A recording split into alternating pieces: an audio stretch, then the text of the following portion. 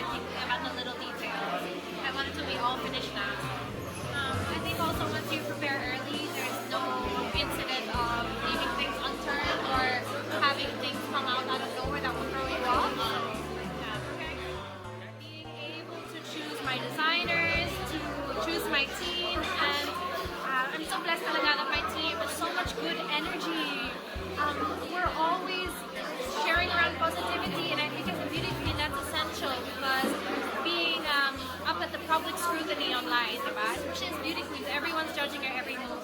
I feel like it's so important to have a group around you that is so supportive and that will build you up and reinforce that positivity within you throughout the competition, and that's what I had. So I'm very happy to be it. I met with them. I met with Mama J and Donad and expressed that I would be joining again because I didn't want there to be any bad blood or anything. I greatly respect them and I respect kings and queens. I respect everything that they taught me before from this world, and I mean, I just want to do as much as I can with causes, and I don't necessarily want to restrict myself to just Young Focus Philippines, which my single is in collaboration with to create awareness for, but also, you know, branch out to in different countries too, because I'm not just a Miss Philippines anymore. Being a Miss Universe, I have the opportunity to really travel around and hopefully do good and give a positive impact, whether it be through the platform that I have or through social media or through, you know, good work that I could do on ground. So I want my year to be characterized by that. Of course, there's the fun of it, there's the travel of it, there's the events and the glamour, but at the end of the day, having been a volunteer in charities for 3 years now, that's just something that's fulfilling to me as a human being. I'm speaking to a global audience, and with that comes an amazing platform, but also I really have to learn as I go along. Like, wow, what an amazing and huge responsibility I've been given. So I'm really just learning every step.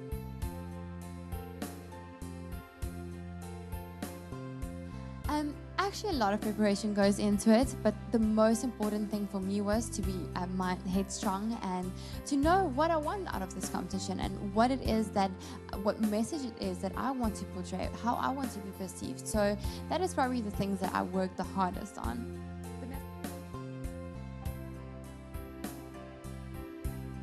That's one of the points that I really want to support because we can see a lot of discrimination, you know? So I really want to spread this message out, and in my country, hopefully, and just work with my heart. That's the whole point.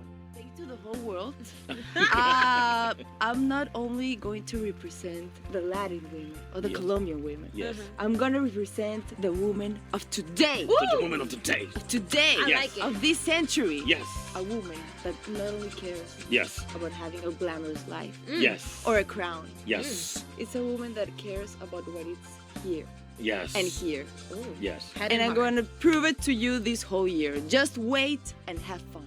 Thank you very much. Crafty, why would you go ahead and use the interpreter if your English is so good? Because at that moment we are too nervous. The whole world is watching, so I prefer to be safe and have that guy to help me out. Today, the whole world supports more like natural beauty. Natural and I support that, you know, I want to fight for that. I'm natural, and I think that the women that are in the entertainment world should like set an example of natural beauty. We all must be different. Why every woman wants to have the same nose, the same hair, the same eyebrow, you know? It's illogic. Yeah. So I really want to fight that.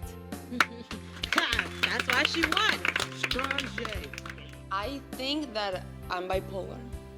Because one day I woke up and I was like, Paulina, you're going to win this.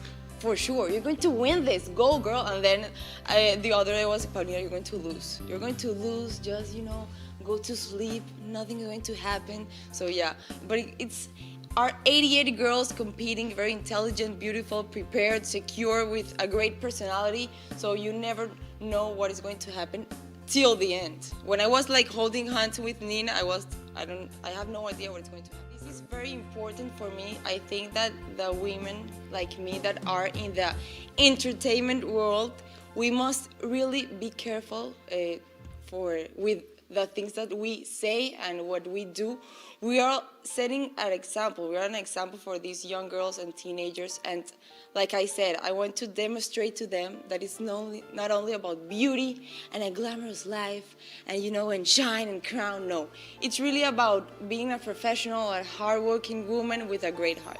Just be happy and be comfortable in your skin. I'm a dreamer. I want to do a lot of things, but I don't think that we have so much time to explain what I really want to do with my life. But of course, I love the entertainment world. I studied business administration, so when this year is over, I think that I'm going to try to balance these two things. I want to have my own company of Colombian products. It's not that cool to be Miss Universe. Awful. It's casual, you just live in New York, travel the whole world, normal things, normal stuff. No, I'm so happy. I'm having so much fun. I'm now in my new apartment. Nia is my roommate. It is scary, but I'm trying not to put so much pressure on myself. I'm just going to try to remain my true, authentic self and not try to pretend to be something I'm not, because pretense does get tired. You get tired. And I'm just going to try and remain myself, and whoever is touched or helped by me just being myself, then I think that will be incredible. Because you don't just wake up one day and you're like, I'm a leader and I'm going to step up in a room, I feel great, I feel confident. confident. I feel confident. But especially in society, when we grow up and they teach young boys and young girls, they teach them different things. I mean, I can assure you now, you will walk into a store and you will see young boys' t-shirts talking about them being leaders and conquerors, and you'll see a young girl's t-shirt, with the cute little fluffy messages that say nothing about leadership. And I think that's where it starts. We're programmed by society to think that we're supposed to be a certain way.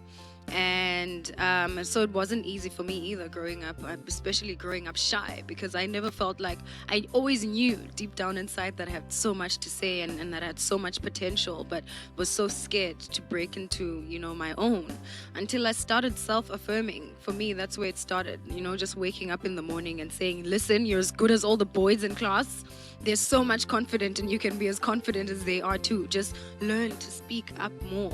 And I think it's a responsibility for parents as well to start teaching, their young girls to speak up for themselves, to speak up when they have things to say and not allow themselves to be shut down. So I think I was very lucky to have parents who taught me the importance of using my voice. I have 3 sisters. I never had brothers. So it was a responsibility of my parents to make sure that we were able to survive in the world. So my message would be to parents as well, to prep their children and prepare them for the big world. So that's my take. I think as a Miss Universe, people have a lot of expectations from you, and people feel like you are their Miss Universe. And so I think my biggest challenge would be trying to please everyone and a lot of people. And I think what's going to help is to not want to please everyone. I think if I don't put that pressure on myself, then I should be fine. I think that's the biggest challenge that could possibly face me. I'm not even gonna lie to you, things move so quickly backstage. You don't even have time to yourself to sit there and breathing breathe. exercises. No, there's no breathing, because the minute you step out, they're like, you have 5 minutes to the next and then you have to, there was no time for that. But I think just praying before going onto the show and reminding myself that I'm here for a time such as this. If it's my time to win, then I'll win. If it's not, then that's fine too. I think it was a thing of accepting whatever God's plan was for me at that time, and I was just like, I'm okay. I'm okay with whatever happens. I would tell her to be more confident in herself, because I didn't grow up with a lot of, self-confidence. I was very shy. I always had opinions about the world. I always had opinions on how things should be done, but they were always inside me, and I was never confident enough to actually stand up and to voice them. So I'd tell her to speak up. The world really does want to hear what she has to say, so I really need her to speak a little louder. Bit of a nerd growing up. I still am, and I think I've met so many people through reading books, and one of the women that I grew up reading about was Harriet Tubman, and she there's a movie coming out about her. So I cannot wait to see. Me so too. Excited. As a young child, I remember reading this book and thinking, I mean, how can one person be so larger than life, being a slave for so many years, finally getting your freedom, and then when you get out of it, you decide not to run but to go back and free, other slaves as well. I mean, what right do you have as a slave to have so much confidence in yourself to go back and say, you know what, I can be able to do this? What right do you have to be so courageous? And so it was always women like that, And, growing up in South Africa, we've had the most amazing women. I am a product of so many women who came before me. I mean, in 1956, women marched to the union buildings of South Africa and they said, listen, we're so tired of not being seen as human or leaders or capable and critical thinkers. And they marched in there, and when they did that, they knew that their lives were at risk. They knew that they were not doing it for themselves, and they were just ready to die for the future generation. They were doing it for me and so many South African women. And so I've always taken, from those women, thinking they left this baton for me to pick up, and so it's my responsibility to make sure that their names, don't die in vain. And yeah, those are the women I look up to. And I hope that, I do them proud by passing on the baton to the future generation and making sure that they finish the good work that the women of 1956 started in South Africa.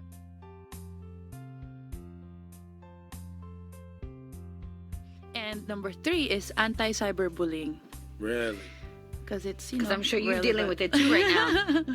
You dealing with some bullying right now? Of People on course. Twitter and things like that? Is it bad? I haven't paid attention. Oh, well, some people are disappointed with what happened during the pageant, but I just brush it off. I know, I don't let it affect me at all. I'm kind of used to it. And you already have a squeaky clean background because you had to do that to be Miss Philippines anyway. Might as well take advantage of it. Yeah, I just have to do some more homework and then get the right qualifications, and so I get to do the job properly.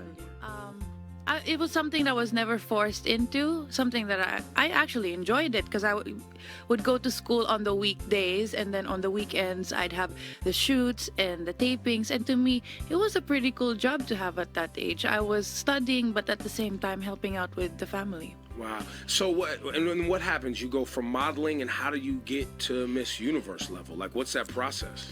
It's something that I've always wanted to do. It's just that especially in the Philippines, if you join a beauty pageant, you really have to train for it, and it takes a while.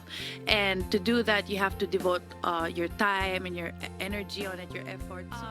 I couldn't do that because that would mean that I'd have to put my acting career on hold. But I couldn't risk that because that was the one sustaining my family. So I had to wait for a little bit, and then when my mom got remarried, and then my family got settled in England, that's when I decided to join Miss Philippines. It's quite strict. And then what else? So there's the walking, the gym. The eating is your responsibility. That's your discipline, because they can't watch over you 24/7.